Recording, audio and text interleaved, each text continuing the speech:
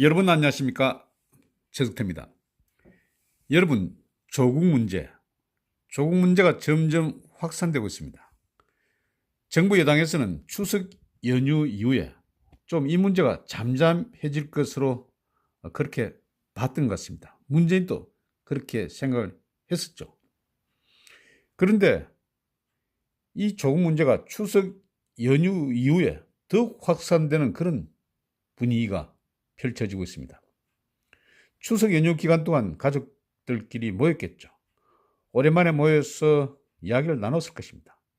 그런데 자기가 아는 그런 정보보다 더 다른, 더 새로운 정보를 듣고 더욱 열불이 나는 상황이 됐을 수도 있다. 실제 문재인 정부에서 조국을 법무장관으로 임명하기 위해서 그동안 얼마나 많은 노력을 기울였습니까? 이런 이야기도 있었지 않습니까? 한일 간 지소미아 파기도 조국에 대한 부정적인 여론을 어느 정도 다른데로 돌려보자는 그런 차원에서 파기가 됐다. 이런 말까지 나돌았습니다. 그리고 또 문재인이 9월 1일부터 9월 10일까지 동남아시아 3개국을 순방하지 않았습니까? 왜 갔겠습니까? 별 갈 일도 아닌데. 이때 또 많은 사람들이 이렇게 이야기했습니다. 조국에 대한 인사청문회 이후에 골치가 아프니까 전자결제를 하기 위해서 해외로 살짝 나간 것이 아닌가, 이런 이야기도 있었습니다. 이렇게 좀 뭘 막아보려고 했는데 조국 이야기가, 조국 문제가 점점 확산이 되고 있습니다. 노는 것도 보면 정말 지저분한 이야기들도 많이 놉니다. 마누라, 또 딸, 아들, 조카, 또 처남 등등 온 가족이 등장을 합니다. 그래서 국민들이 정말 열불이 나는 그런 상황입니다. 그런데 지난번에 조국을 임명하지 않았습니까? 이에 맞서서 이현주 의원이 삭발을 했습니다. 이것을 계기로 가세연의 김용호, 김세희 대표도 삭발에 가세했고, 이어 황교안 자유한국당 대표도 삭발에 동참을 했습니다. 그런데 황교안 대표 삭발이 또 국민들로부터 큰 환호를 받았습니다. 뭐 얼굴이 게리 올드만을 닮았다, 쾌남이다, 마초다, 터미네이터, 이런 식으로 평가가 점점 좋아지고 있어서 자유한국당 지지세도 가파른 상승세를 보이고 있다, 이런 이야기도 나오고 있습니다. 또 대학 교수 3,400명에 가까운 대학 교수들이 시국선언에 나섰다. 이 같은 사항은 지난번 박근혜 대통령 시절 탄핵과 관련해서 그때는 언론상이 제대로 보도가 되지 않은 그런 상황이었지 않습니까?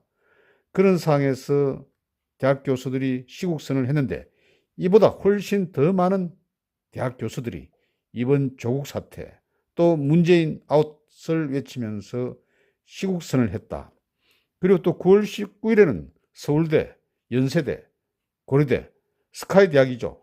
여기에서 모두 조국 물러가라, 문재인 문제 있다, 이런 촛불 집회가 열린 그런 상황이 됐습니다.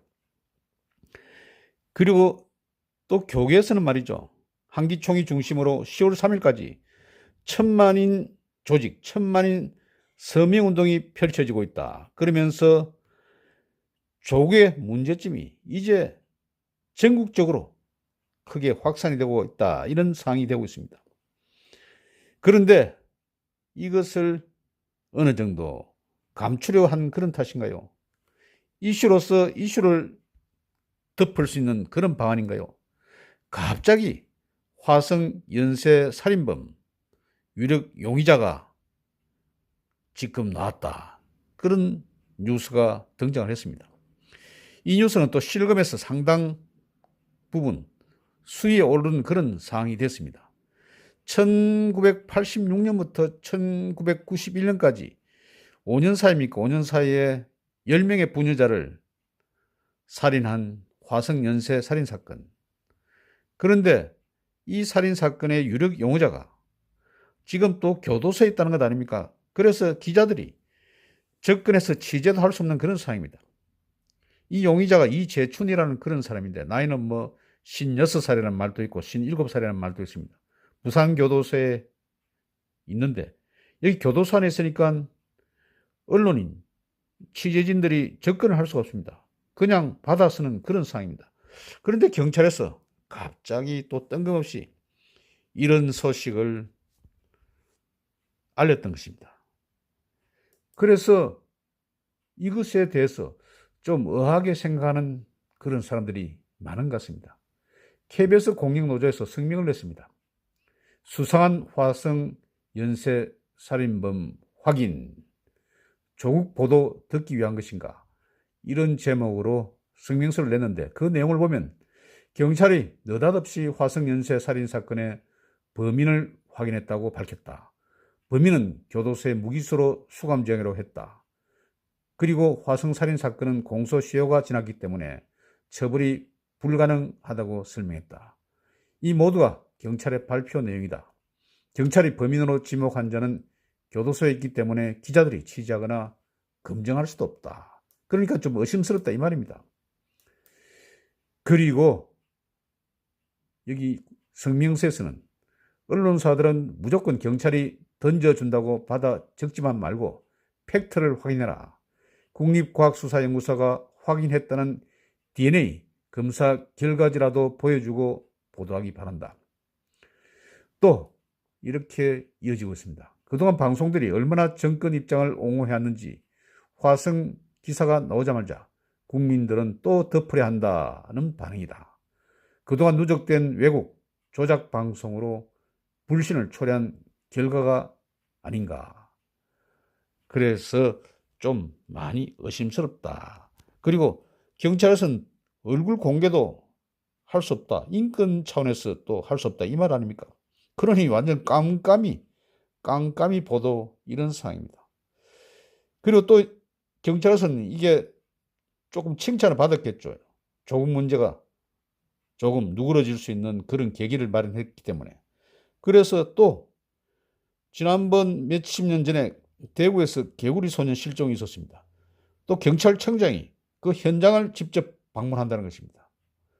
이게 정말 의심스러운 그런 상황이 아닐 수 없습니다. 이슈로서 또 다른 이슈를 덮을 수 있나? 그러나 저는 조국 문제가 워낙 국민들과 직결된 그런 상황, 또 이 조국 문제가 얼마나 많은 파장을 몰고 있습니까? 지금 사모펀드만 하더라도 일파만파로 막 번지고 있습니다. 보면 조국의 처남이 관여하고 있는 해운회사가 북한하고 또 관련이 있다는 그런 내용까지 불거지고 있습니다. 그리고 또 불쾌해지는 사항들이 엄청 늘어나고 있습니다. 그렇기 때문에 여기 화성 연쇄살인 사건, 이것은 조국 사건을 덮지 못할 것이다. 이런 생각을 저는 해보는 것입니다. 그러니 아주 쓸데없는 그런 날라리 같은 짓은 하지 말고 바로 정도로 가라. 이런 생각을 여러분께 전해드립니다. 고맙습니다.